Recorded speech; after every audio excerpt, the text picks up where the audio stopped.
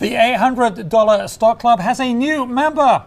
Welcome to Digits. I'm Simon Constable. Here to tell us about it, Scott Austin, tech editor of the Wall Street Journal.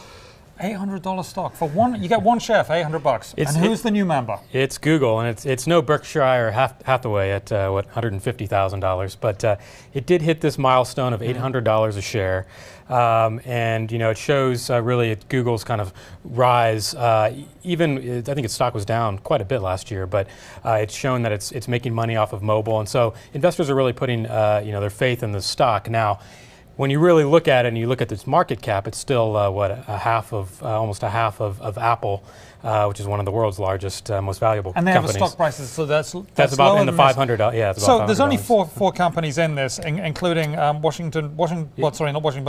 Hathaway, Seaboard, and NVR. Yeah, it's an exclusive club, but yeah. It doesn't really matter, does it? No, and you mentioned the Washington Post. They were above 800 a while back. Now they're way down from there. There's another company.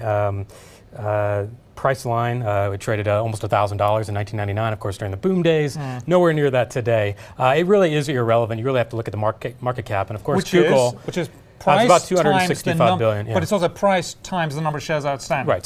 So that's a key, right? It depends on how many shares are outstanding there. So how relevant this really is. It's just another one of those things we'd probably like to talk about. Really, what we're looking at in Google stock, I think, is up about 9% today. Some of that may be because of the reports that Google is looking at opening up retail stores. They showcase some of its new products. Everyone thinks about Google as a software company, but suddenly now it's becoming a hardware company.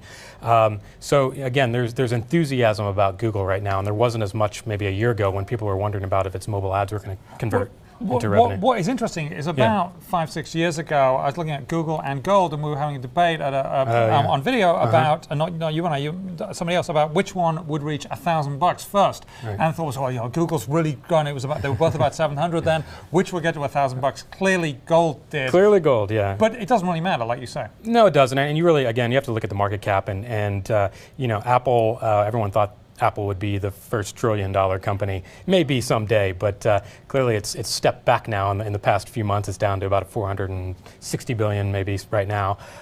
It's a lot, but that's really kind of the key as you're looking at the growth of these companies in the stock. And Google tried, I think that Google really wanted to do a stock split last year, so that can affect the price. Suddenly it's going to be $400 if they were able to do that. They're not able to. Showing that it is kind of an irrelevance there. Yeah. Great stuff as always. Well, we congratulate them on reaching that club. Scott Austin of the Wall Street Journal. I'm Simon Constable, and that's it. That's Digits for now.